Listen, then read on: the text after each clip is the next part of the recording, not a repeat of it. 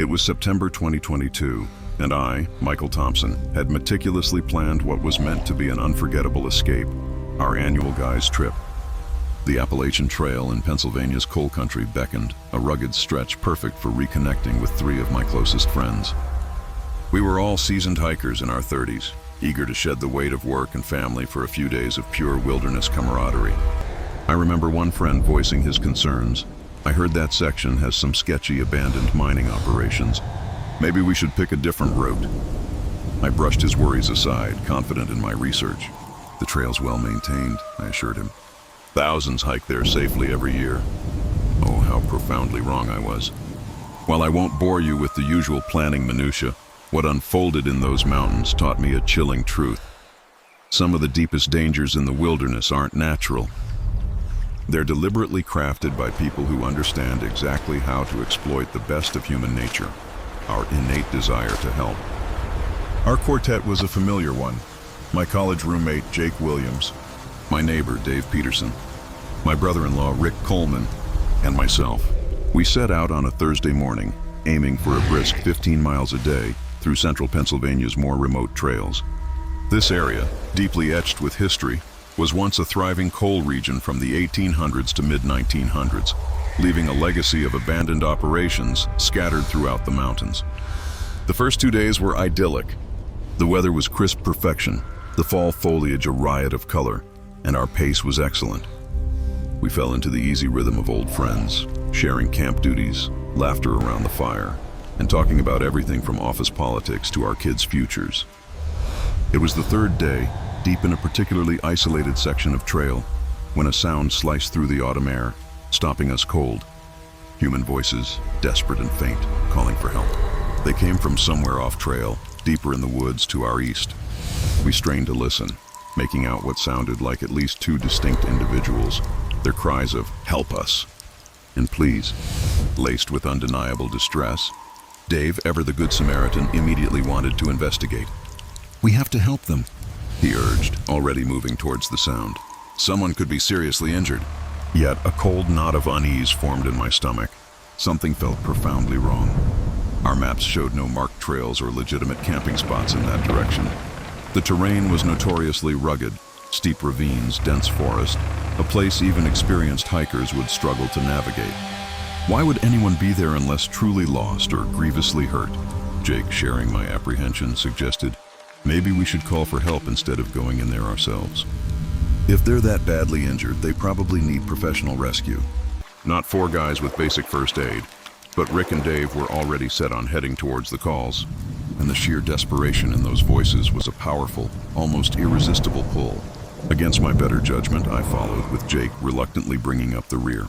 We plunged off the main trail, battling through thick underbrush. The terrain was every bit as unforgiving as I'd feared. We scrambled over fallen logs, navigated around massive boulders, and pushed through thorny thickets that snagged our clothes and gear. All the while, the voices continued, always seeming to be just a little further ahead, fueling our sense of urgency. After a grueling 20 minutes, we reached the edge of a steep ravine. Peering down, partially concealed by dense overhanging vegetation, was the dark maw of an abandoned mine shaft. The pleas for help were undeniably coming from within. "Hello," Dave shouted down, his voice echoing. "Are you hurt? How many of you are there?" The response was immediate, chillingly so. "Please help us," came a voice from the shadows. "We've been trapped for hours." "There was a collapse?" Rick was already scouting for a way down. "We have to get in there," he insisted. "They sound terrified." But Jake grabbed his arm, his expression grim. "Wait," he said, his voice low. "Something about this doesn't feel right. Why would anyone be exploring an abandoned mine here? And look around." He gestured at the area. He was right. The ground near the mine entrance was undisturbed. No footprints, no broken branches, no discarded equipment or personal items. None of the telltale signs you'd expect if people had been actively exploring and then gotten trapped. I tried again, calling down into the darkness. "How did you get trapped? Are you injured? How many are with you?" The immediate response came back, but as I listened more closely, a jarring detail struck me. The voices were clear, almost too clear, as if they were right inside the entrance, not muffled by a deep, collapsed tunnel. And their answers were eerily perfect. Exactly what you'd expect from trapped people, yet devoid of any specific, authentic detail that true distress would surely bring. "Let me try something," Jake murmured, cupping his hands around his mouth. "What are your names? Where are you from?" There was a pause then, longer than any previous response. Then, the voices resumed their general pleas for help, completely ignoring Jake's specific questions. It was in that moment, a cold dread washing over me, that the pieces clicked into place. "Those aren't live voices," I stated, the words feeling foreign on my tongue. "That's a recording." Dave stared at me, disbelief etched on his face. "What are you talking about?" "Of course they're real. Listen." But now that I was truly focused, I could hear it. A subtle, artificial quality to the voices, a faint background hiss suggesting a speaker system. And then, the most damning evidence of all, the exact same phrases, the same desperate words, repeating in a chilling, deliberate loop every few minutes. "This is a trap," I declared, my voice flat. "Someone has deliberately set up a recording to lure people into that mine shaft." Rick, still grappling with the idea, asked, "Why? What would be the point?" I didn't have an answer then, but every fiber of my being screamed that we needed to leave immediately. Abandoned mines are death traps even in benign circumstances. Toxic gases, unstable structures, deep hidden shafts. But one used as bait? That was a danger beyond imagining. "We're leaving," I announced, my tone brooking no argument. "Right now. We're going back to the trail, and we're reporting this." Dave was still torn, reluctant to abandon what he thought were people in need. But Jake stood by me. "Mike's right," he affirmed, his eyes serious. "This whole situation is wrong. If there are truly people trapped, professionals can handle it. But if it's a trap, we don't want to be around to find out what happens to those who fall for it." As we turned to leave, a new sound, distinct from the looped cries, confirmed my darkest fears. From the woods behind us, not from the mine itself, came the unmistakable crunch of footsteps. Someone was moving through the forest, trying to be stealthy but not quite succeeding. The footsteps paused when we paused and resumed when we started moving again. We were being stalked. "Move fast," I whispered urgently to the others. "Don't run, but don't waste a second getting back to the trail." The 20-minute hike back to the Appalachian trail felt like an eternity. Behind us, the recorded pleas for help continued their chilling loop, while the unseen presence in the woods shadowed our every move. I heard the snap of twigs, the rustle of disturbed leaves, always from a slightly different angle, a silent, predatory game.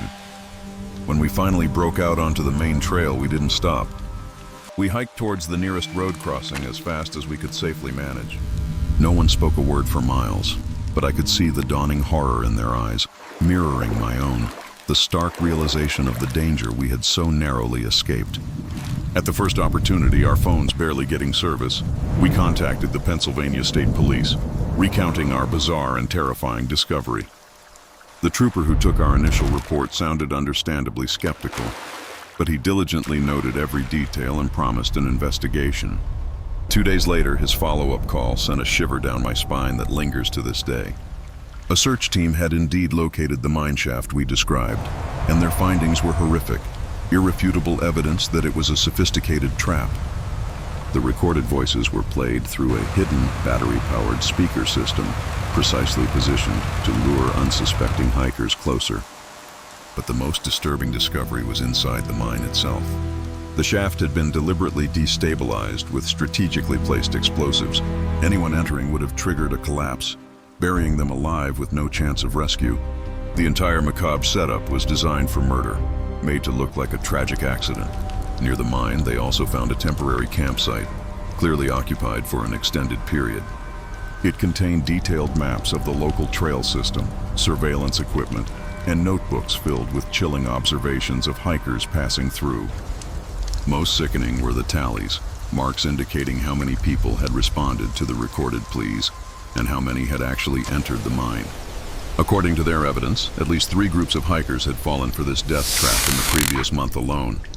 None had ever been reported missing, suggesting the perpetrator specifically targeted individuals or small groups without tight itineraries, ensuring their disappearances wouldn't immediately trigger search efforts. Despite an extensive investigation involving multiple law enforcement agencies, the monster responsible vanished as quickly as their scheme was uncovered.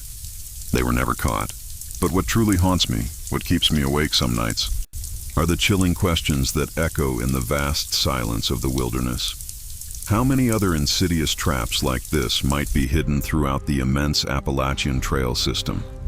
How many missing hikers, whose disappearances are attributed to getting lost or injured, were actually victims of meticulously planned murder, designed to look like a tragic accident? The investigator confirmed my fears.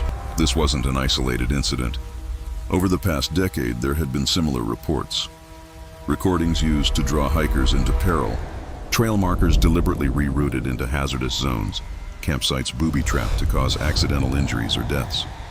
The wilderness draws those seeking escape from civilization, but tragically, that includes those who seek to escape civilization precisely so they can prey on others without interference. The sheer scale and remoteness of places like the Appalachian Trail make them perfect hunting grounds for human predators who understand that victims can vanish without a trace, and evidence can be easily concealed or destroyed. This experience fundamentally altered how we approach the outdoors. We now carry satellite communication devices, file detailed itineraries with multiple contacts, and have developed a protocol for any situation that feels too convenient or too compelling to be genuine. Most profoundly, we've learned that the most dangerous predators in the wilderness aren't bears or adverse weather. They are often human beings who understand psychology well enough to exploit our natural instinct to help others in distress. The person behind that mine shaft trap knew exactly how to weaponize compassion, turning the virtues of good people against them. Sometimes I wonder if we were specifically targeted that day, or merely stumbled into their horrifying game. But I never question whether we made the right decision in walking away, because sometimes the most courageous act isn't to be a hero, but to refuse to be a victim. The pristine beauty of the mountains, once a sanctuary, now sometimes carries a whisper of menace. The rustle of leaves might be a deer, or it might be something far more sinister. It's a heavy burden, this knowledge that even in the vast, wild expanse, you're not safe from the calculated malice of another human. Our annual trips continue, but they're different now. There's an undercurrent of caution, a heightened awareness that never fully recedes. We've become advocates, sharing our story with fellow hikers, urging them to question the unexpected, to rely on their gut feelings, and to prioritize safety over a misguided sense of heroism when faced with suspicious circumstances. This experience, etched into our very souls, serves as a grim reminder that while nature can be unforgiving, the true monsters often wear human skin, lurking in the shadows, waiting to exploit the very best intentions for the most malevolent ends. It's a stark lesson in the enduring darkness that can exist even in the most breathtaking of landscapes. It was late September 2019 when I, Tom, decided to tackle a solo section hike through Virginia's stunning Shenandoah National Park. By then, I wasn't new to the wilderness. I'd been hiking for about 15 years, much of that time spent happily on my own. So, when my regular hiking buddy had to cancel our planned trip at the last minute because of work, I honestly saw it as a blessing, a perfect opportunity to truly clear my head and savor some much-needed solitude on the trail. I remember a coworker asking me, a hint of genuine concern in his voice, "Are you really sure about going alone?" I've heard some unsettling stories about that area recently. I just laughed it off, confidently assuring him that I'd done dozens of solo trips and knew exactly how to handle myself in the wild. Looking back, I suppose he had every right to be worried. I won't bore you with the minutiae of my planning, but what unfolded over those 4 days in the mountains completely shattered everything I thought I understood about being alone in nature. My hike began bright and early on a Thursday, launching from Skyline Drive with a goal of covering roughly 12 miles a day, traversing some of the park's more isolated stretches. The conditions were absolutely perfect. The air was crisp with the scent of autumn, the foliage blazed with vibrant color, and the skies were an unblemished crystal blue. For the first day and a half, everything flowed beautifully. I was making excellent time, drinking in the spectacular vistas, and relishing that profound sense of peace you only find when you're utterly disconnected from the hum of civilization. My original plan was to stick to designated campsites, but on that second night, I decided to deviate, choosing a more secluded spot, a small, hidden clearing I'd stumbled upon years ago about half a mile off the main trail. It was there, as I finally settled into my sleeping bag around 10:30 p.m. that I heard something that made my blood run cold. Footsteps. Distinct, deliberate, measured steps, circling my campsite probably 50 yards out. My first thought naturally was that it was just a curious deer or a black bear, something I'd encountered countless times before. But as I listened, a chilling realization dawned.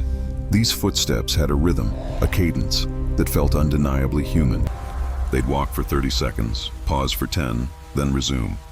This unsettling pattern continued for almost 20 minutes before abruptly ceasing.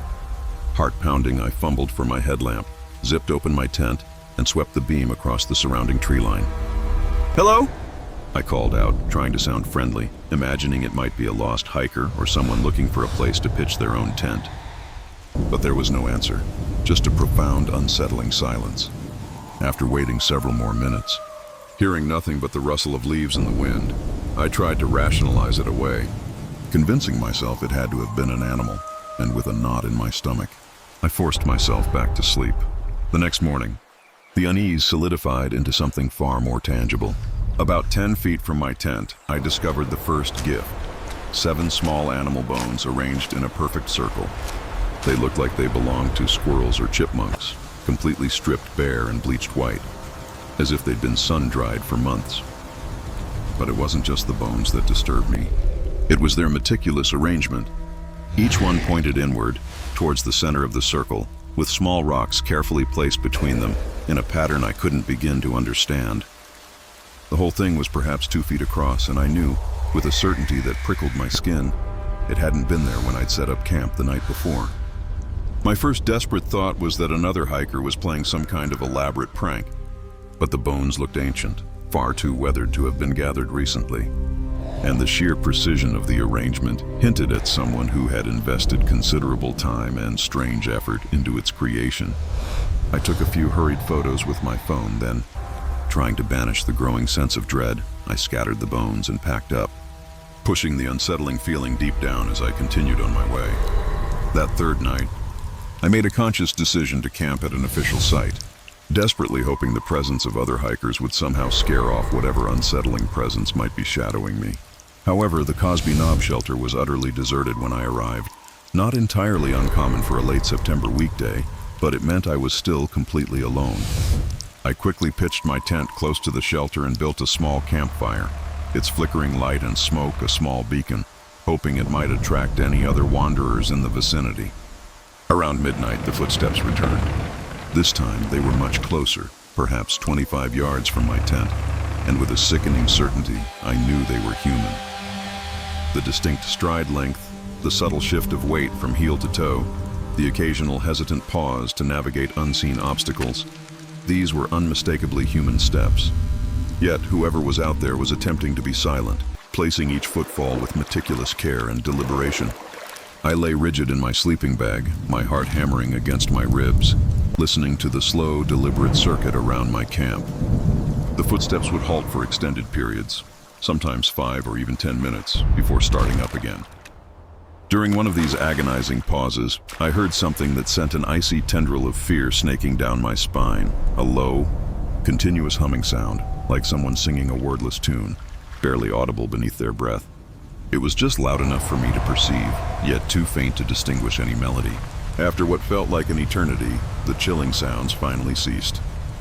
I didn't sleep a wink that night, clutching my knife, every nerve-ending strain, listening for the slightest hint of movement until the first rays of dawn touched the trees. As the sun finally peered over the horizon, I scrambled to pack my gear, a desperate urge to move driving me. I hiked quickly to the shelter to use the privy before hitting the trail again. And that's when I found the second gift.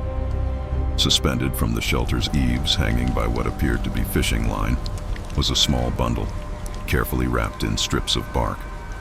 Inside were more bones, these from a larger animal, perhaps a raccoon, alongside several molted bird feathers and what looked like dried berries, all arranged with the same unnerving precision. There was also a small slip of paper, adorned with symbols sketched in what looked like charcoal. The symbols themselves were meaningless to me, but they too had been drawn with the identical, meticulous care evident in the bone arrangements. Every single instinct screamed at me to abandon my hike right then and there, to get off the trail and report my findings to the park rangers.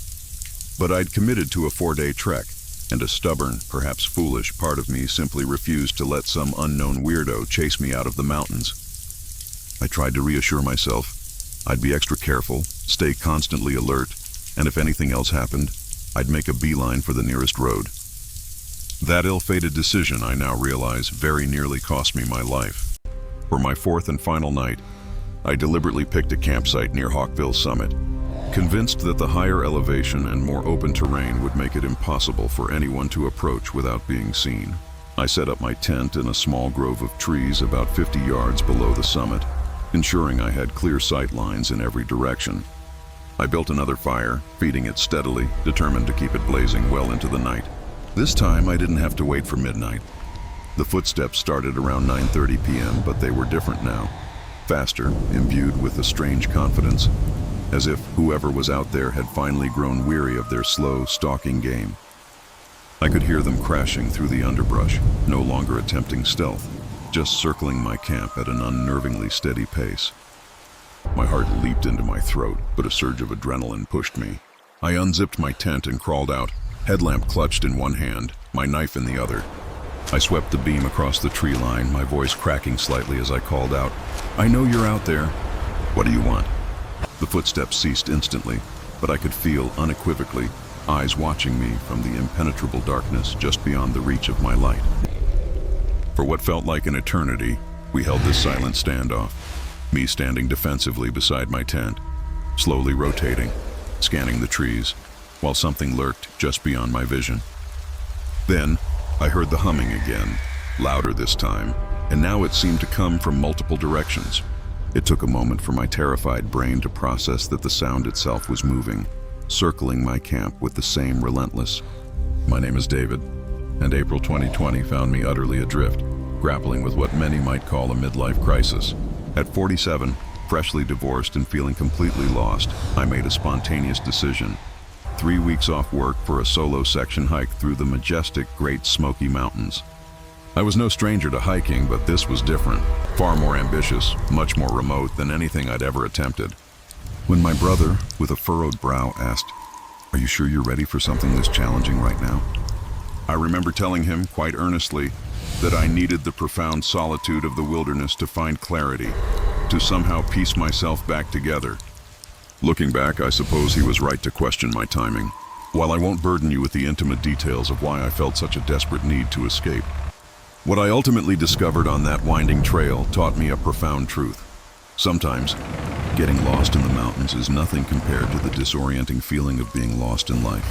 I began my journey at the Cataract Falls trailhead, my sights set on following the Appalachian Trail north through some of the Smokies' most secluded sections.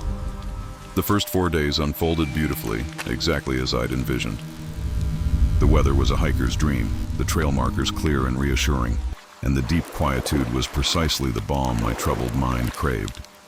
I was covering a respectable 14 miles a day, setting up camp at designated spots, and with each passing mile, I could almost feel the suffocating weight of my failed marriage and career disappointments begin to gently lift. Then, on the 5th day, everything irrevocably changed. I was about 3 miles north of Clingman's Dome when I arrived at a trail junction that simply wasn't on any of my maps. According to my trusted GPS and official trail guides, the Appalachian Trail should have continued straight for another 2 miles before reaching the next legitimate intersection. Yet there it was, stark and undeniable, a well-worn path veering east, adorned with what appeared to be official white blazes painted on the trees. I knew from experience that blazes could sometimes be faded or tricky to spot, so an unmarked junction wasn't an immediate cause for alarm. But these blazes were different. They looked strikingly fresh, a bright white against the bark, positioned at the exact height and spacing as the legitimate markers I'd been faithfully following for days. I stood there for several long minutes, my gaze flitting between my maps, my GPS, and the mysterious new path. Every piece of navigational information urged me to continue straight, but those gleaming white blazes leading east were undeniably persuasive in their official appearance. I tried to rationalize it, thinking perhaps my maps were outdated, or the Park Service had rerouted this section for maintenance or environmental protection. Trail reroutes weren't unheard of, and it would certainly explain the discrepancy. After a full 20 minutes of internal debate, I made the fateful decision to follow the blazes. The path itself seemed well maintained, and I could clearly see more white markers disappearing into the dense forest ahead, a visual promise of continuity. My reasoning was simple. If it was a legitimate reroute, it would eventually reconnect with the main trail. If not, I could always retrace my steps back to the junction. For the first hour, the path felt perfectly normal.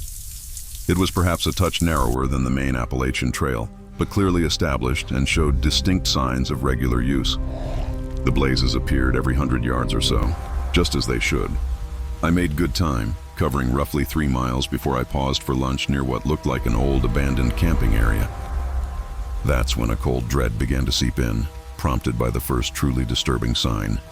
Partially obscured by a pile of leaves near the cold, dead ashes of a fire ring, I discovered a torn piece of bright blue fabric.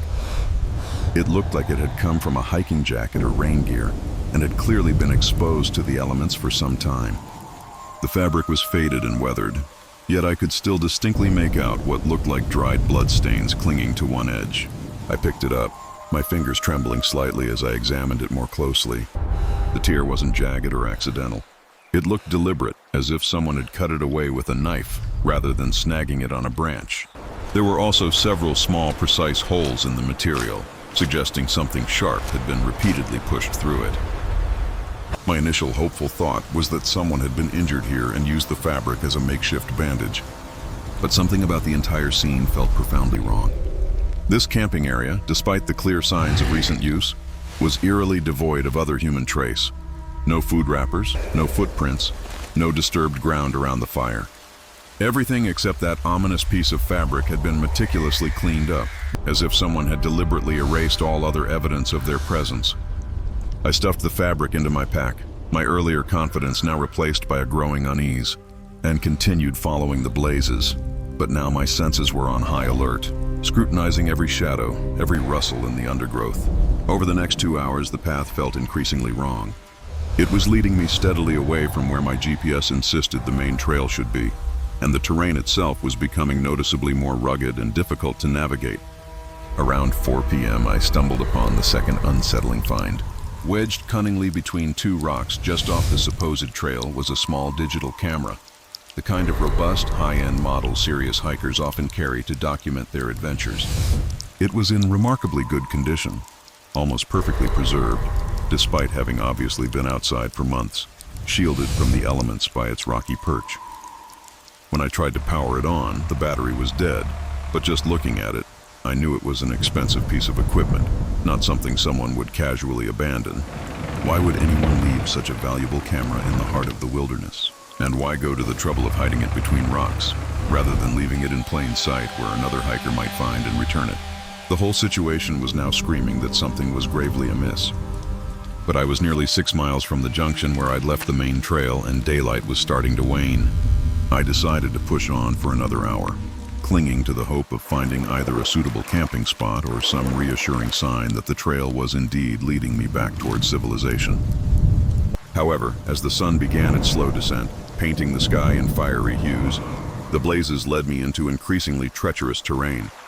I was now scrambling over loose rock, pushing through dense thorny undergrowth, my clothes catching and tearing, following markers that seemed to appear just often enough to keep me from turning back. That's when the horrifying truth finally dawned on me. The blazes were wrong. I'd spent over a decade hiking the Appalachian Trail, and I knew intimately that official trail markers were painted using a specific type of paint and a consistent brush technique, creating an unmistakable uniform appearance.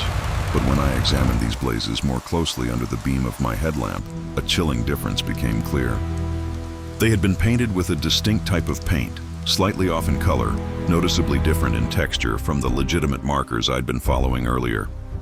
Someone, with malicious intent, had been painting false blazes. The realization hit me like a physical blow, stealing my breath.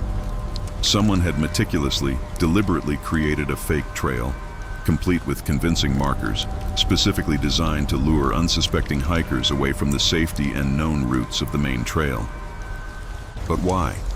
And what had become of the people who owned the fabric and the camera I'd found? My heart pounded a frantic rhythm against my ribs as I immediately pulled out my GPS, desperate to get a bearing back to the legitimate trail.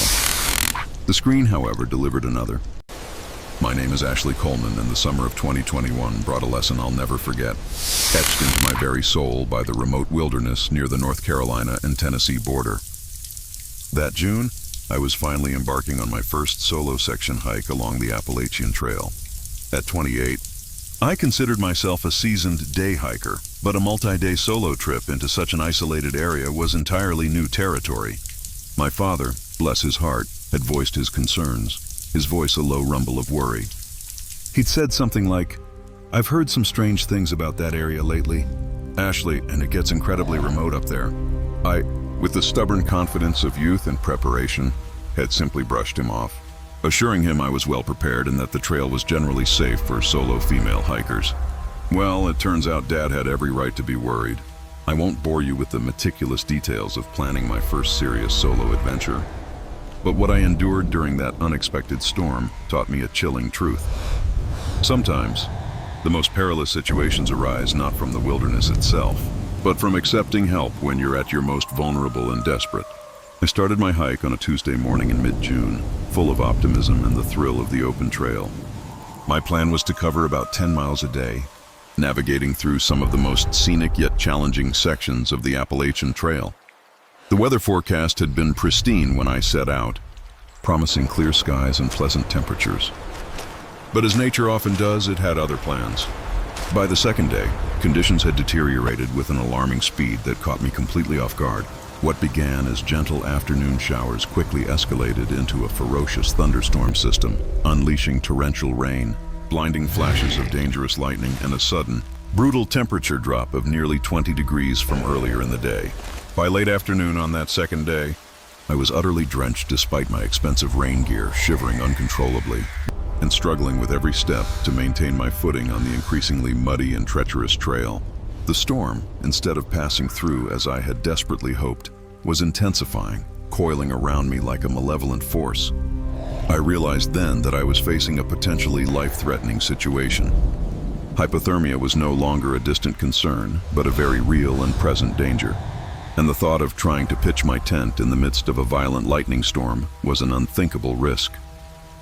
It was then, through the swirling curtain of rain and the gloom of the forest, that I saw them. Lights piercing the darkness ahead. At first my mind, eager for relief, tried to rationalize it. Perhaps another hiker with an unusually bright headlamp. But as I pushed through the tangled undergrowth, getting closer with each arduous step, a cold dread began to mingle with my desperate hope. The lights were stationary, far too numerous, and much too bright to be coming from any personal camping equipment. Through the relentless rain and thickening fog, I could gradually make out the distinct shape of what appeared to be a small building or facility of some kind. It was completely hidden from the main trail, obscured by the dense trees, and, most unsettlingly, not marked on any of my detailed maps. The structure had the appearance of what one might imagine a trail maintenance facility or an emergency shelter to be, a single-story building, its windows glowing with a surprisingly warm, inviting light, and what looked like a covered area where equipment or perhaps vehicles might be stored. There were no signs, no markers, no indication whatsoever of what this facility was. Yet the very presence of electric lights in such a remote location suggested some kind of official, organized operation. As I drew nearer, my heart pounding with a mix of fear and relief, the door of the building opened.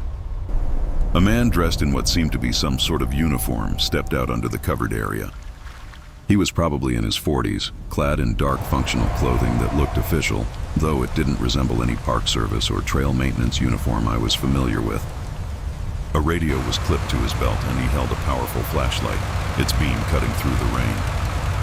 "Hey there," he called out, his voice surprisingly friendly, cutting through the roar of the storm. "You look like you could use some shelter from this storm. Why don't you come in and get dried off?"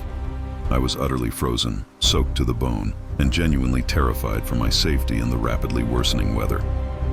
The offer of warm, dry shelter was intoxicatingly appealing, and the man himself seemed professional, legitimate even. But despite the warmth of his invitation, something about the entire situation felt subtly, fundamentally wrong. The building wasn't on my maps. There were no identifying signs, and I had never heard of any trail maintenance or emergency shelters in this particular section of the Appalachian Trail. What kind of facility is this? I managed to ask, trying to inject a casual curiosity into my voice while instinctively maintaining a cautious distance. Trail maintenance station, he replied without a flicker of hesitation, his tone unwavering. We monitor this section of trail, handle emergency situations, coordinate with search and rescue. You picked a good night to stumble across us. This storm is supposed to get worse before it gets better. His explanation, on the surface, sounded perfectly reasonable, and the building certainly had the appearance of some kind of official facility. I could see what looked like communication antennas bristling on the roof. Several vehicles parked discreetly under the covered area and through the glowing windows. I glimpsed what appeared to be office equipment and maps adorning the walls. My rational mind desperately wanted to believe him. I'm Ashley, I said, finally taking a few hesitant steps closer to the building, my decision swayed by the gnawing cold and exhaustion. I'm section hiking through here and got caught in this weather. A warm, almost disarming smile spread across his face. Nice to meet you, Ashley, he responded. I'm Frank. Come on inside and we'll get you warmed up. We have coffee, dry clothes, and you can wait out the storm in comfort. Frank led me into the building, and the immediate rush of warmth and dryness was an indescribable relief. The interior, true to his word, looked professional. There were neat desks equipped with computers, sturdy filing cabinets, detailed maps covering the walls, and an array of communication equipment. Two other men were inside, both dressed in similar dark uniforms. They introduced themselves as Steve and Mike. All three seemed genuinely friendly and professional, asking about my hiking plans and expressing convincing concern about my safety in the raging storm. They immediately provided me with a steaming hot cup of coffee and a thick, dry towel to help me warm up. They suggested I could comfortably stay in their break room until the weather improved. The break room itself was unremarkable, containing several cots, seemingly for staff who worked overnight shifts, along with basic amenities like a small kitchen and a clean bathroom. For the first hour or so, everything felt perfectly normal, almost comforting. The three men continued with what appeared to be their routine work, checking equipment, monitoring radio communications, and diligently updating logs and paperwork. They periodically checked on me, ensuring I was comfortable, and even offered food from their surprisingly well-stocked kitchen. But as the evening wore on, a subtle unease began to creep in, a gnawing feeling that grew steadily into a deep, unsettling discomfort. First, none of the radio communications I faintly overheard sounded like legitimate trail maintenance or emergency response traffic. The conversations were always brief and strangely cryptic, peppered with terminology I didn't recognize, and they discussed activities that seemed entirely unrelated to trail management or safety. Second, despite their initial claims of monitoring the trail for safety, they seemed remarkably uninterested in my specific hiking plans or in coordinating with any outside agencies about my unexpected presence in the area.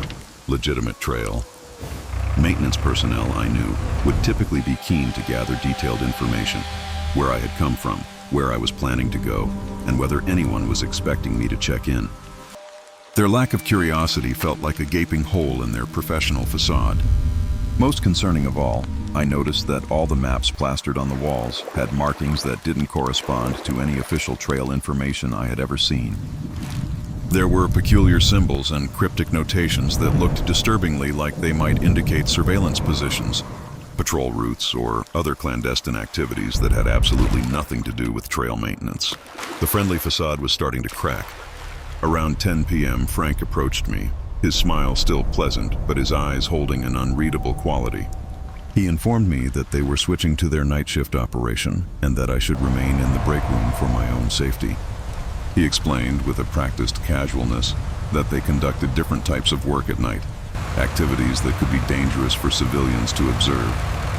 What kind of work? I asked, trying desperately to sound casually curious rather than overtly suspicious, my heart beginning to thump an anxious rhythm against my ribs.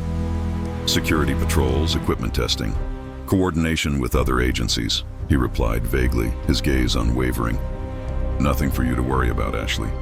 But we need to ask that you stay inside until morning.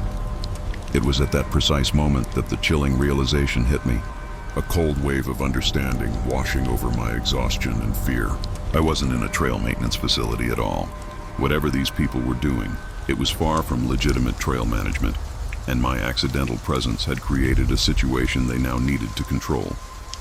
The friendly offers of help, the warm coffee, the reassuring smiles, they had all been meticulously designed to lure me inside the building. Now I was effectively being held against my will. My mind raced. "I'm feeling much better," I declared, my voice wavering slightly despite my best efforts. "I think I want to continue hiking, storm or no storm." But Frank's response left no room for doubt. Leaving was not an option. "I'm afraid I cannot let you do that," he said. His tone was still friendly, almost apologetic, but beneath it lay an unshakable firmness that made his meaning absolutely clear. "The storm is still dangerous, and our night operations create additional safety hazards.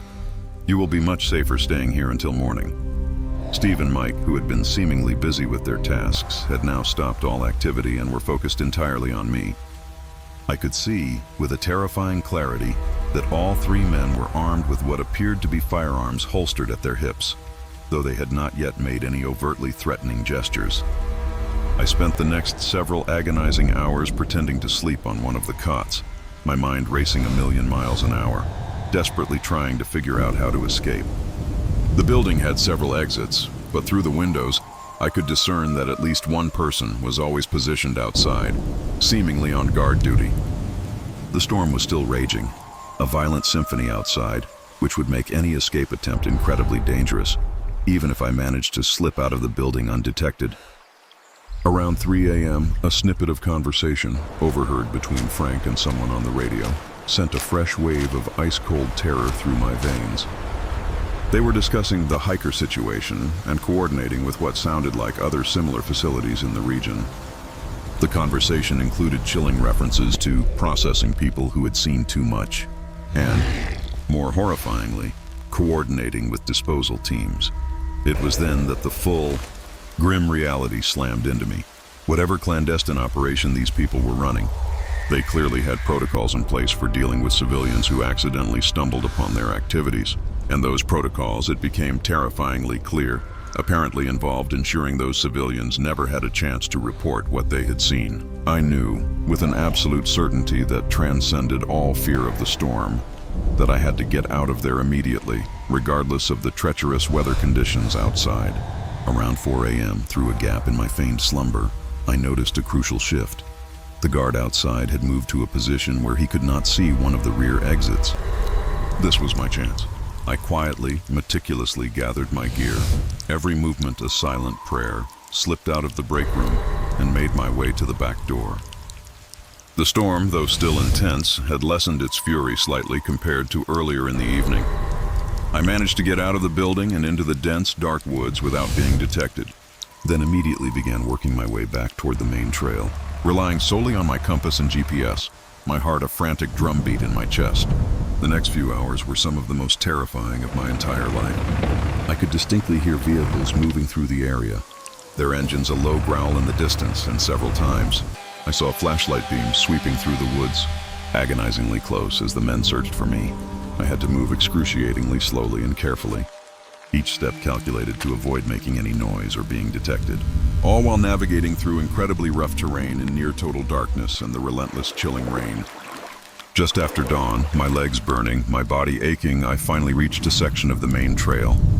It was there, like a beacon of salvation, that I encountered two legitimate hikers heading southbound. Their presence was an overwhelming relief, a tangible link back to the world I knew. They were able to confirm my location, and with their help, I navigated to the nearest road crossing where, without a moment's hesitation, I immediately contacted local authorities. The sheriff's department took my harrowing report seriously and organized an immediate investigation of the area where I had found the mysterious facility. But when they arrived at the location I had painstakingly described, the building was completely gone, vanished. There was no trace, no evidence whatsoever that any structure had ever existed there. No foundation, no cleared area, no equipment, nothing but undisturbed wilderness. The investigator, a kind but weary man, told me that they had been aware of scattered reports of suspicious activities in that remote region for some time, but had never been able to locate any concrete evidence of illegal operations. My description of a mobile or temporary facility, one that could be quickly dismantled and removed, chillingly fit with their theories about how such operations might effectively evade detection. 6 months later, a federal agent contacted me. He explained that my detailed report had become a crucial piece of a much larger investigation into illegal activities occurring in remote wilderness areas.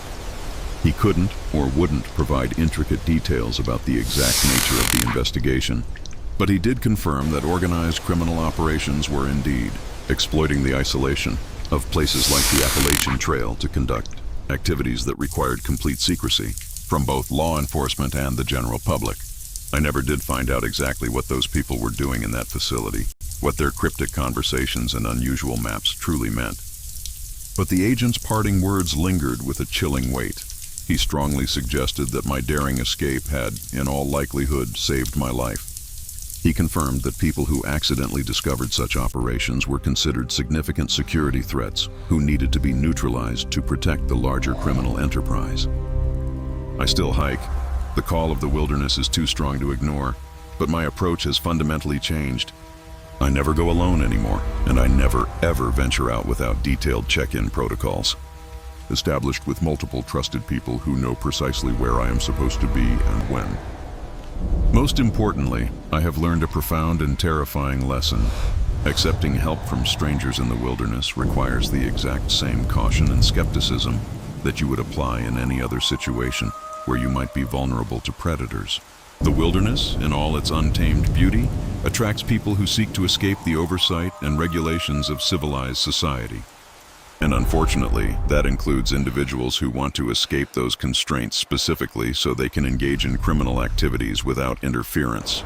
The vast size and sheer remoteness of places like the Appalachian Trail make them perfect, almost ideal, locations for operations that demand complete secrecy and isolation from law enforcement. Sometimes, still, I wake up in a cold sweat, replaying those terrifying hours, wondering what would have happened if I had not overheard that radio conversation, or if I had not been able to slip away undetected into the stormy night. But I never, for a single moment, wonder whether I was overreacting or being paranoid, because what I learned, in the most visceral way possible, is that sometimes the most dangerous predators in the wilderness aren't the bears or the mountain lions. They are the human ones who understand exactly how to exploit our trust and our desperation for help when we are at our absolute weakest and most vulnerable. The memory of that night, even years later, remains a vivid, haunting presence. It's a stark reminder that beneath the serene canopy of ancient trees and the breathtaking vistas of the mountains, there can lurk a darkness far more chilling than any natural threat. The pristine wild, a sanctuary for so many, can also become a canvas for human malevolence, a place where the ordinary rules of society simply don't apply. I've often thought about those men, their polite smiles, and the casual menace that underlay their offers of aid. They weren't monsters in the traditional sense, but calculated individuals, leveraging the very human instinct for survival against those like me who sought solace in nature. My experience underscored the fragility of safety, even in places we perceive as inherently safe. It taught me that while the grandeur of the wilderness offers unparalleled freedom, it also demands an unyielding vigilance, a constant awareness that the greatest dangers often wear the most deceptive disguises. The profound sense of isolation that draws adventurers to these remote trails can, in a terrifying twist, become their greatest liability when confronted by those who exploit it. Pace as the footsteps. But now, there were no footsteps at all. Just that low, wordless humming, weaving through the darkness like a ghostly, disembodied chorus. And then, I saw it. About 30 yards away, right at the very edge of my headlamp's straining beam, something tall and impossibly thin stepped out from behind a tree. It held a distinctly human shape, yes, but it was wrong. Too elongated, too angular, moving with a strange, almost jerky gait, like a marionette being clumsily manipulated. The figure stood utterly motionless for several agonizing seconds, while the omnipresent humming continued, now emanating from various points in the surrounding darkness. "Who are you?" I demanded again, my voice louder now, tinged with pure terror. "What do you want?" No answer came. Instead, the figure began to walk towards me. Its movement was both hypnotic and utterly terrifying. Each step was placed with precise, unnatural deliberation, arms swinging in perfect robotic rhythm, head held unnaturally stiff and straight. As it drew nearer, more details emerged from the shadows. It wore what looked like hiking clothes, but they hung strangely loose, as if several sizes too large.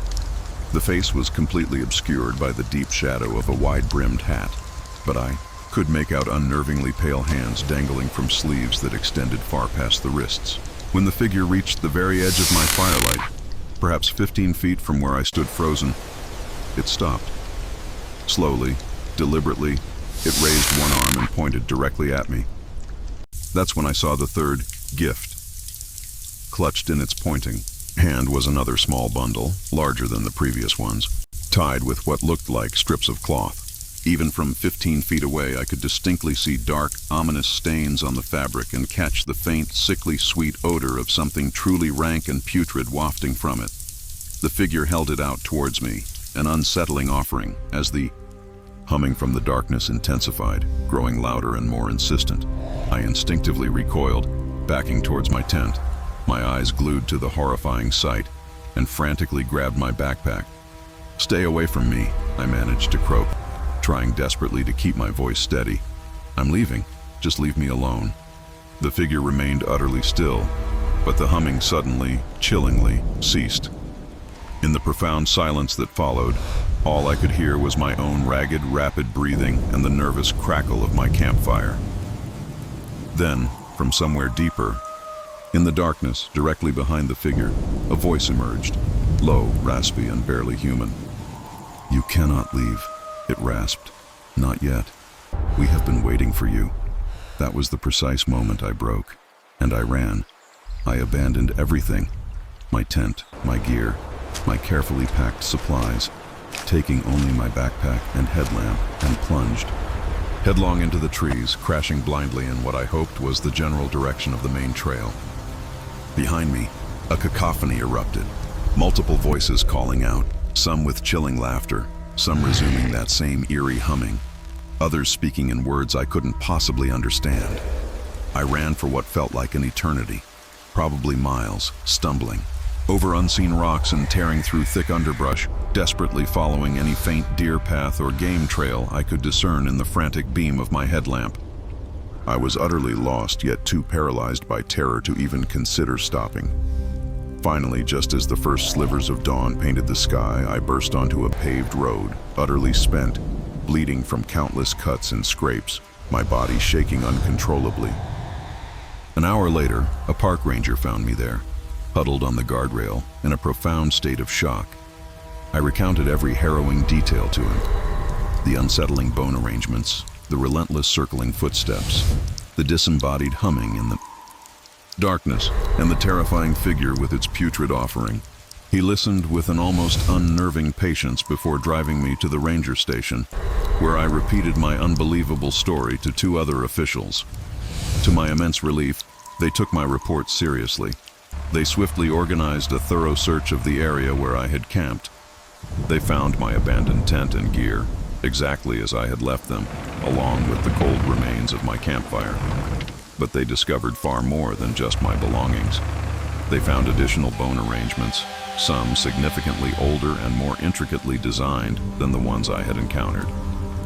And, hidden in a small cave, merely a quarter-mile from my last campsite, they uncovered what appeared to be a long-term encampment, complete with supplies, tools, and dozens of the disturbing, cloth-wrapped bundles I had seen the figure carrying. The rangers then revealed something even more chilling. They had received similar reports over the past 2 years. Hikers describing being followed, discovering strange arrangements of bones and objects, hearing disembodied voices in the darkness. Several people had even reported encounters with unusually tall, thin figures moving in unsettling ways. But I, they admitted, was the first to provide such a detailed description and, critically, to have stuck around long enough for a comprehensive investigation. 3 weeks later, the park rangers finally made an arrest. The man was Carl Morrison, who had been living illegally within the park's boundaries for over 2 years. They found him deep in the backcountry, in a makeshift shelter, surrounded by the very materials he'd been using to create his unsettling gifts for unsuspecting hikers. Morrison, it turned out, had a history of mental illness and had seemingly developed a twisted obsession with what he termed collecting specimens, from anyone who dared to venture into what he considered his own private territory. But here's the detail, the haunting truth that still gnaws at me and keeps me awake some nights. Carl Morrison was only 5 feet 6 inches tall, weighing perhaps 140 pounds. The figure I saw that terrifying night was unequivocally well over 6 feet tall, moving with a disturbing, inhuman fluidity that no normal person could ever achieve. When I pressed the Rangers on this glaring discrepancy, they offered explanations about fear and darkness distorting perceptions, suggesting Morrison might have worn a costume or even platform shoes to appear taller and more menacing. Perhaps they were right. Perhaps my experience was merely the product of an unbalanced man's elaborate, terrifying game. But I know, with every fiber of my being, what I saw and what I heard that night. And even now, when I find myself alone, in the deep wilderness, a part of me is always listening for the faint, measured rhythm of footsteps, circling just beyond the comforting glow of my campfire light. That encounter permanently altered my relationship with the wild. Before, the mountains were a sanctuary, a place of profound peace and predictable challenges. Now, they hold a darker, more ambiguous secret.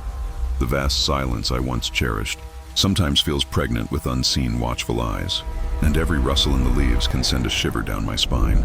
The Ranger's explanation, while logical, never fully extinguished the unsettling image burned into my mind. Could a costume truly explain that chilling grace, that unnatural stillness, that unnervingly rhythmic movement? The human mind, they say, can play tricks under duress, but the memory of that rasping, barely human voice, "We have been waiting for you," feels too real, too visceral to be a mere figment of fear. It suggests a patient, deliberate malice far beyond the scope of one man's delusion. Sometimes I wonder if Morrison was merely a pawn, an echo of something older, something truly indigenous and unsettling to those ancient woods. The wilderness, it seems, has depths we barely comprehend, and some of its inhabitants prefer to remain forever shrouded in the mist, their motives and forms a terrifying enigma. I still hike, but never alone, and never without a constant, vigilant awareness of the shadows. The mountains still call, but their song is now interwoven with a low, wordless hum, a constant reminder of what lurks just beyond the firelight. Gut punch. I was now nearly 12 miles from the main Appalachian trail, deep in uncharted wilderness, with no established paths leading back. Worse still, the terrain between my current position and the true trail was brutally rough. Steep ravines, impenetrable forest, and jagged rocky outcrops that would be treacherous to navigate in broad daylight, let alone in the encroaching darkness. I had no choice but to make camp right where I was and pray I could find my way back in the morning. I found a relatively flat spot amidst some large boulders and quickly set up my tent, but I consciously chose not to build a fire. A primal instinct screamed that the situation felt dangerous, and I had no desire to advertise my presence to whoever might have created this sinister false trail. As I lay cocooned in my sleeping bag that night, the chilling conviction that I wasn't alone in those mountains became an oppressive weight. Every sound, the delicate snap of a twig, the soft rustle of leaves, was magnified, twisted into a potential threat. Around midnight, a new horror emerged. I heard what sounded unmistakably like voices in the distance. They were too far away, too distorted by the rugged terrain to make out any specific words, but they were undeniably human conversation. I lay rigid and awake until dawn, my ears strained, trying to pinpoint their direction. They seemed to emanate from somewhere ahead of me, deeper into the wilderness, precisely where the false blazes had been leading. Whatever was out there, whoever was speaking, I was absolutely certain I didn't want to encounter them. The moment the first gray light of morning appeared, I used my GPS to plot a desperate course back towards the main trail, resolutely ignoring the deceitful false blazes. It took me nearly 8 brutal hours of relentless hiking through unmarked wilderness to cover the distance I had traveled in a mere 6 hours on the false trail. I had to rappel down 2 perilous steep ravines and push through miles of dense undergrowth, thorns tearing at my clothes and gear, branches scratching my skin. When I finally stumbled back onto the blessed familiar path of the Appalachian Trail, I was utterly exhausted, severely dehydrated, and bleeding from dozens of cuts. But I was alive, and I was back on a legitimate path that would lead me to safety. I hiked directly to the nearest ranger station and, with a mixture of relief and lingering terror, reported everything I had experienced. The insidious false blazes, the blood-stained torn fabric, the abandoned camera, and the terrifying voices I had heard in the night. The rangers listened with grave faces, taking my report incredibly seriously, and immediately organized an extensive search of the area. What they ultimately discovered was far worse than anything I had imagined. Following the false blazes to their horrifying endpoint, they found a crude makeshift campsite hidden deep within a ravine, approximately 2 miles from where I had wisely turned back. The site contained the personal belongings of at least 6 different hikers, backpacks, sleeping bags, identification documents, and various personal items that had clearly been taken from people over a period of several months. And then they found Harold Wickham. Harold, a 63-year-old retired teacher from Ohio, had been reported missing 3 weeks prior while attempting his own solo section hike through the Smokies. The rangers found him in a barely there shelter, severely malnourished and suffering from advanced exposure. But miraculously, he was alive. He recounted a chillingly familiar story. He had followed the same false blazes, just as I had. But when he tried to turn back, he had become hopelessly lost and injured his ankle in a fall. According to Harold, he had been surviving on meager rations of food and water, desperately trying to signal for help.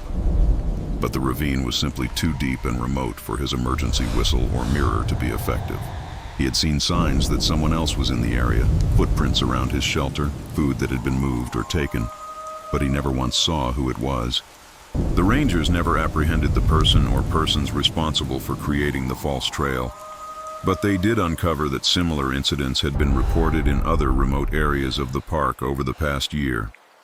Someone was systematically crafting these fake trails, designed with insidious precision to lure hikers into dangerous situations, though their ultimate, twisted motivation remained horrifyingly unclear. Harold, thankfully, recovered fully, and the camera I found contained photos from 3 different hikers who had apparently fallen victim to the same sinister scheme. The rangers were able to identify 2 of them from the photographs and confirmed that both individuals had been reported missing within the past 6 months. After a few days of much-needed rest and recovery, I did manage to complete my planned hike, but a deep-seated change had occurred within me. I never again trusted a trail marker without meticulously confirming it against multiple maps and GPS readings, my instincts now forever sharpened by the memory of that terrifying detour. Even now, when I'm hiking alone in particularly remote areas, a shiver still traces its way down my spine, and I find myself wondering, with a cold, persistent dread, what would have truly happened if I had continued following those false blazes just a little further into that hidden ravine. I often replay the scenario in my mind, questioning whether I would have possessed the sheer strength and cunning to survive whatever malevolent presence was patiently waiting there in the profound, suffocating darkness. The incident left an indelible mark, making me question not just the paths I walk in the wilderness, but also the unseen dangers that can lie hidden behind seemingly benign facades in life itself. It was a stark lesson in vigilance, a terrifying reminder that some wildernesses are not just external landscapes, but also exist within the darker corners of human intention. The mountains, once a source of pure solace, now held a dual nature for me. Beauty intertwined with an unsettling, potent threat. My name is David, and April 2020 found me utterly adrift, grappling with what many might call a midlife crisis. At 47, freshly divorced and feeling completely lost, I made a spontaneous decision. 3 weeks off work for a solo section hike through the majestic Great Smoky Mountains. I was no stranger to hiking, but this was different, far more ambitious, much more remote than anything I'd ever attempted. When my brother, with a furrowed brow, asked, "Are you sure you're ready for something this challenging right now?" I remember telling him quite earnestly that I needed the profound solitude of the wilderness to find clarity, to somehow piece myself back together. Looking back, I suppose he was right to question my timing. While I won't burden you with the intimate details of why I felt such a desperate need to escape, what I ultimately discovered on that winding trail taught me a profound truth. Sometimes, getting lost in the mountains is nothing compared to the disorienting feeling of being lost in life. I began my journey at the Cataract Falls trailhead, my sights set on following the Appalachian Trail north through some of the Smokies' most secluded sections. The first 4 days unfolded beautifully, exactly as I'd envisioned. The weather was a hiker's dream, the trail markers clear and reassuring, and the deep quietude was precisely the balm my troubled mind craved. I was covering a respectable 14 miles a day, setting up camp at designated spots, and with each passing mile, I could almost feel the suffocating weight of my failed marriage and career disappointments begin to gently lift. Then, on the 5th day, everything irrevocably changed.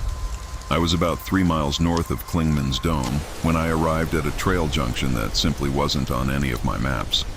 According to my trusted GPS and official trail guides, the Appalachian Trail should have continued straight for another 2 miles before reaching the next legitimate intersection. Yet there it was, stark and undeniable. A well-worn path veering east, adorned with what appeared to be official white blazes painted on the trees. I knew from experience that blazes could sometimes be faded or tricky to spot, so an unmarked junction wasn't an immediate cause for alarm. But these blazes were different. They looked strikingly fresh, a bright white against the bark, positioned at the exact height and spacing as the legitimate markers I'd been faithfully following for days. I stood there for several long minutes, my gaze flitting between my maps, my GPS, and the mysterious new path. Every piece of navigational information urged me to continue straight, but those gleaming white blazes leading east were undeniably persuasive in their official appearance. I tried to rationalize it, thinking perhaps my maps were outdated, or the Park Service had rerouted this section for maintenance or environmental protection. Trail reroutes weren't unheard of, and it would certainly explain the discrepancy. After a full 20 minutes of internal debate, I made the fateful decision to follow the blazes. The path itself seemed well maintained, and I could clearly see more white markers disappearing into the dense forest ahead, a visual promise of continuity. My reasoning was simple. If it was a legitimate reroute, it would eventually reconnect with the main trail. If not, I could always retrace my steps back to the junction. For the first hour, the path felt perfectly normal. It was perhaps a touch narrower than the main Appalachian Trail, but clearly established and showed distinct signs of regular use. The blazes appeared every 100 yards or so, just as they should. I made good time, covering roughly 3 miles before I paused for lunch near what looked like an old abandoned camping area. That's when a cold dread began to seep in, prompted by the first truly disturbing sign. Partially obscured by a pile of leaves near the cold, dead ashes of a fire ring, I discovered a torn piece of bright blue fabric. It looked like it had come from a hiking jacket or rain gear, and had clearly been exposed to the elements for some time. The fabric was faded and weathered, yet I could still distinctly make out what looked like dried bloodstains clinging to one edge. I picked it up, my fingers trembling slightly as I examined it more closely. The tear wasn't jagged or accidental. It looked deliberate, as if someone had cut it away with a knife, rather than snagging it on a branch. There were also several small, precise holes in the material, suggesting something sharp had been repeatedly pushed through it. My initial hopeful thought was that someone had been injured here and used the fabric as a makeshift bandage. But something about the entire scene felt profoundly wrong. This camping area, despite the clear signs of recent use, was eerily devoid of other human trace. No food wrappers, no footprints, no disturbed ground around the fire. Everything except that ominous piece of fabric had been meticulously cleaned up, as if someone had deliberately erased all other evidence of their presence. I stuffed the fabric into my pack, my earlier confidence now replaced by a growing unease, and continued following the blazes. But now my senses were on high alert, scrutinizing every shadow, every rustle in the undergrowth. Over the next 2 hours, the path felt increasingly wrong. It was leading me steadily away from where my GPS insisted the main trail should be, and the terrain itself was becoming noticeably more rugged and difficult to navigate. Around 4 p.m., I stumbled upon the second unsettling find. Wedged cunningly between 2 rocks just off the supposed trail was a small digital camera, the kind of robust, high-end model serious hikers often carry to document their adventures. It was in remarkably good condition, almost perfectly preserved, despite having obviously been outside for months, shielded from the elements by its rocky perch. When I tried to power it on, the battery was dead, but just looking at it, I knew it was an expensive piece of equipment, not something someone would casually abandon. Why would anyone leave such a valuable camera in the heart of the wilderness? And why go to the trouble of hiding it between rocks, rather than leaving it in plain sight where another hiker might find and return it? The whole situation was now screaming that something was gravely amiss. But I was nearly 6 miles from the junction where I'd left the main trail and daylight was starting to wane. I decided to push on for another hour, clinging to the hope of finding either a suitable camping spot or some reassuring sign that the trail was indeed leading me back towards civilization. However, as the sun began its slow descent, painting the sky in fiery hues, the blazes led me into increasingly treacherous terrain. I was now scrambling over loose rock, pushing through dense thorny undergrowth, my clothes catching and tearing, following markers that seemed to appear just often enough to keep me from turning back. That's when the horrifying truth finally dawned on me. The blazes were wrong. I'd spent over a decade hiking the Appalachian Trail, and I knew intimately that official trail markers were painted using a specific type of paint and a consistent brush technique, creating an unmistakable uniform appearance. But when I examined these blazes more closely under the beam of my headlamp, a chilling difference became clear. They had been painted with a distinct type of paint, slightly off in color, noticeably different in texture from the legitimate markers I'd been following earlier. Someone, with malicious intent, had been painting false blazes. The realization hit me like a physical blow, stealing my breath. Someone had meticulously, deliberately created a fake trail, complete with convincing markers, specifically designed to lure unsuspecting hikers away from the safety and known routes of the main trail. But why? And what had become of the people who owned the fabric and the camera I'd found? My heart pounded a frantic rhythm against my ribs as I immediately pulled out my GPS, desperate to get a bearing back to the legitimate trail. The screen, however, delivered another. It was September 2020, and I was just 5 days shy of realizing a lifelong dream. At 52 years old, I, Samuel Brooks, had spent 6 grueling months walking from Georgia to Maine, covering over 2,000 miles of the eastern United States' most challenging terrain. As I closed in on Mount Katahdin, my heart was a mix of exhaustion and pure euphoria. I could almost taste the summit celebration, already composing the stories I'd tell friends and family back home. A fellow hiker I'd met near Monson had offered a strange caution. Be careful those last few days. I heard there have been some weird incidents with people targeting successful thru-hikers near the end of their journey. I'd brushed him off, confident in my safety after so many miles, too close to the finish to entertain such unlikely dangers. I suppose he was right to be concerned. I won't burden you with the full scope of physical and emotional challenges of a 6-month thru hike. But what unfolded in those final days taught me a chilling truth. Sometimes, the most dangerous predators are the ones who deliberately seek you out when you are most vulnerable, when you have the most to lose. My entire journey had been meticulously documented on a popular hiking blog. I'd posted regular updates about my progress, the hurdles I faced, and the incredible experiences I had along the trail. The blog had gathered a modest but dedicated following of fellow hikers and outdoor enthusiasts who were living vicariously through my adventure. I shared daily mileage, camping spots, weather conditions, and encounters with fascinating people.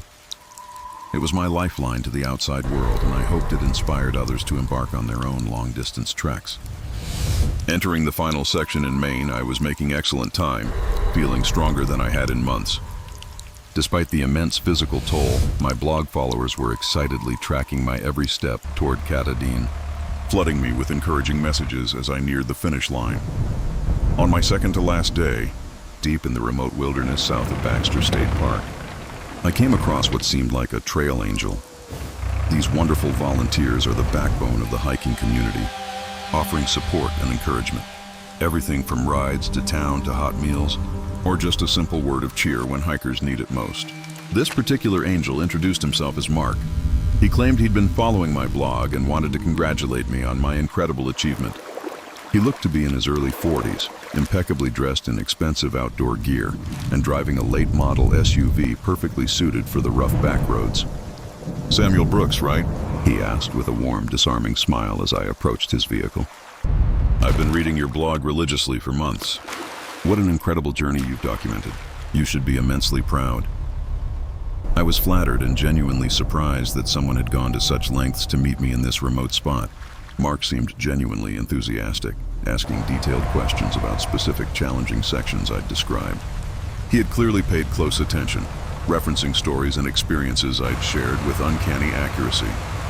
"I know you're probably eager to finish strong," Mark continued, but I was wondering if you'd be interested in a little pre-summit celebration. I've rented a cabin about 20 minutes from here, and I'd love to offer you a real meal, a hot shower, and a comfortable bed for your last night on the trail. Consider it my way of honoring your accomplishment." The offer was incredibly tempting. After 6 months of sleeping on the ground and subsisting on trail food, the thought of a hot shower and a real bed felt almost irresistible. Mark truly seemed like a benevolent trail angel, aiming to provide a memorable conclusion to my epic journey. Yet something gnawed at me. I couldn't quite pinpoint it, but a subtle unease settled in. Mark knew too many specific details about my experiences, almost as if he'd memorized my blog posts. His questions felt more probing than what you'd expect from a casual follower, and he seemed particularly interested in my exact timeline for reaching Katahdin. "That's incredibly generous," I said, choosing my words carefully, "but I've already made arrangements for tonight. I'm planning to camp at Rainbow Lake and then make my final push to Katahdin first thing in the morning." Mark appeared disappointed, but not surprised. "I understand completely," he replied. "The final stretch is sacred, and you want to experience it on your own terms. But please, at least let me give you some supplies for your last night. I brought some special trail food, fresh water, and a few other things that might make your final evening more comfortable." He opened the back of his SUV and began pulling out what looked like high-quality trail supplies. Freeze-dried meals, energy bars, electrolyte drinks, items that certainly would be welcome. After months of rationing and resupplying, everything looked authentic and expensive, the kind of gear serious hikers rely on for extended wilderness trips. It was as Mark organized the supplies that I saw something that made my blood run cold. Partially hidden under a tarp in the back of his SUV, I glimpsed what appeared to be restraints, zip ties, rope, and then a small cage or kennel. It wasn't sized for an animal, but for a human being. I fought to keep my expression neutral, my mind racing. Mark continued to talk about my blog and my journey, but now his questions felt less like admiration and more like an interrogation. He pressed me on my exact summit plans, whether anyone was meeting me, my plans after the trail, and if my family or friends were closely tracking my progress. "You know," Mark said, still arranging supplies but his eyes fixed on my face, "I've been following several thru hikers this year, and yours is by far the most impressive journey. You've really documented everything beautifully. Your followers feel like they know you personally." That's when the horrifying truth clicked into place. Mark wasn't just some random trail angel who'd stumbled upon my blog. He was a predator, specifically targeting successful thru hikers, using their own digital footprint to learn their habits, preferences, and deepest vulnerabilities. He had been studying me for months, meticulously gathering every piece of information about my journey, my personality, my routines. The supplies he offered weren't gifts. They were bait, designed to lower my guard or lure me to a remote location where he could overpower me without interference. The restraints in his vehicle painted a chilling picture. His plan involved taking me alive, for reasons I dared not contemplate. Actually, I managed, slowly backing away from the vehicle, trying to sound casual despite the growing panic in my chest. I just remembered I promised to check in with my wife at a specific time today, and I'm running behind schedule. I really need to get moving to find cell coverage. Mark's demeanor shifted instantly. The friendly smile vanished, replaced by a cold, calculating gaze. "That is unfortunate," he said, the benevolent trail angel facade crumbling. "I was really hoping we could spend some time together discussing your experiences in more detail." I continued walking backward toward the trail, eyes locked on him. "Maybe we can connect after I finish," I offered, desperate to maintain the pretense of normal conversation while creating crucial distance. But Mark was no longer playing along. He reached into his vehicle and pulled out what looked like a telescoping baton, the kind law enforcement uses for crowd control. "Samuel," he said, his voice now utterly devoid of warmth, professional, threatening, "I think you misunderstood the nature of this conversation. This is not actually optional." That was my cue. I ran. I crashed through the woods toward the main trail, pushing my full pack with every ounce of strength I had. Behind me, I could hear Mark giving chase on foot. He was clearly in excellent physical condition, gaining on me despite my 6-month head start in trail fitness. But I had two crucial advantages. I knew the terrain from my meticulous map studies, and I was desperate enough to take risks a rational person would avoid. I burst onto the main trail and bolted north, running as fast as I could sustain, praying to reach Rainbow Lake where there might be other hikers or a shelter.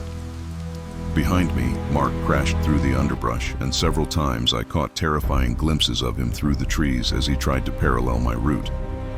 After about 2 miles of the most intense running of my life, I reached a section of trail I knew well, a narrow passage with a steep drop-off on one side and a cliff face on the other.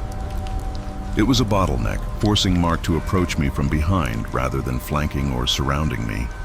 I stopped, turned to face him, and pulled out my hiking knife and emergency whistle. When Mark emerged from the woods, all pretense of being a friendly trail angel was gone. He held the baton in one hand and what appeared to be a taser in the other, his expression that of a predator briefly thwarted but confident of ultimate success. "This is going to be much more difficult than it needed to be," he panted, still breathing hard from the chase. "I had planned to make this comfortable for you, but now we are going to have to do things the hard way." I activated my emergency beacon and began blowing my whistle as loudly as possible, keeping my knife ready. The narrow passage was my only defense. Mark couldn't easily rush me without exposing himself to the blade, but it also meant I had no escape if he managed to get past my defenses. For several agonizing minutes, we faced each other in a standoff that felt ripped from an old Western movie. Mark tried to close the distance multiple times, but each time I forced him back with the knife, never letting up on the emergency whistle. I could see his frustration mounting, his carefully laid abduction plan unraveling into a prolonged confrontation that drastically increased his risk of discovery. Finally, we heard it, the sound we were both listening for, voices approaching from the north. Other hikers had heard my desperate whistle and were coming to investigate. Mark immediately turned and melted back into the woods, moving with the same speed and stealth that had allowed him to pursue me earlier. The approaching hikers turned out to be a group of day hikers familiar with emergency protocols. They helped me contact local authorities using their satellite communicator and stayed with me until law enforcement arrived. The ensuing investigation revealed Mark's true identity, Marcus Fletcher. He had been targeting successful thru hikers for over 2 years, using social media, hiking blogs, and trail forums to identify potential victims, learning their routes, preferences, and personal information before approaching them as a benevolent trail angel. Investigators discovered Fletcher had successfully abducted at least 3 other thru hikers over the past 2 years, all of whom had vanished without a trace near the end of their journeys.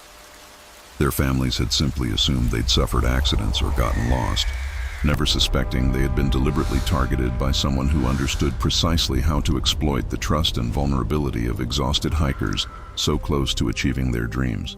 The cabin Fletcher had mentioned was real, and when authorities searched it, they found chilling evidence of the other victims, along with what appeared to be a sophisticated operation for holding people against their will for extended periods.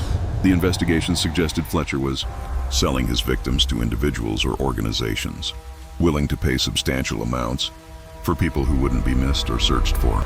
Immediately, Fletcher was never captured. Despite an extensive manhunt involving multiple law enforcement agencies, he seemed to vanish as completely as his victims had. The investigator told me that people like Fletcher often possess multiple identities, extensive resources, and detailed escape plans that allow them to disappear when their operations are compromised. I completed my thru hike the very next day, summiting Mount Katahdin with a Maine State Police escort for my safety. But the achievement felt hollow, tainted by the knowledge of the other hikers who hadn't been as fortunate as I was. The celebration I had planned was replaced by a somber awareness, a memorial in my heart for those whose dreams had been cut short mere miles from their goal. 6 months later, an FBI agent contacted me, explaining that Fletcher appeared to be part of a larger, insidious network specializing in targeting specific types of victims in remote locations. The agent explained that successful thru hikers were particularly attractive targets because they were physically fit, mentally resilient, and possessed survival skills that would make them valuable to certain buyers. The most disturbing revelation was learning that Fletcher had been following my blog for the entire 6 months of my hike, meticulously studying my personality, my decision-making patterns, and my physical capabilities. He had been planning my abduction since I was still in Georgia, patiently waiting for the perfect opportunity when I would be most vulnerable and most isolated. I still hike, but I no longer maintain public blogs or social media accounts that could ever be used to track my movements or activities. The biggest lesson I learned is that sharing our adventures and achievements online, while seemingly innocuous, can unfortunately turn us into targets for predators who understand exactly how to weaponize our enthusiasm and pride against us. The wilderness indeed attracts people who yearn to test themselves against nature and achieve extraordinary goals. But it also, chillingly, attracts those who seek to exploit and destroy those very achievements for their own twisted profit. Understanding that stark distinction has, I believe, probably saved my life more than once since that terrifying encounter near Mount Katahdin. Sometimes I still wonder how many other hikers have crossed paths with Fletcher or individuals like him, and whether they all trusted their instincts enough to escape safely. But I never, ever wonder whether I was overreacting or being paranoid that day. Because sometimes the most dangerous predators are the ones who understand precisely how to hunt people, who have spent months preparing for every danger imaginable except the ones that walk on two legs. The sheer vulnerability of putting your life, your journey, your very thoughts out into the digital ether is a double-edged sword. While it builds communities and inspires, it also creates a blueprint for those with malevolent intent. It's a stark reminder that even in the serene isolation of the wilderness, the connections we forge online can extend their reach in terrifying ways, leaving a permanent scar on the psyche of anyone who experiences such a profound betrayal of trust.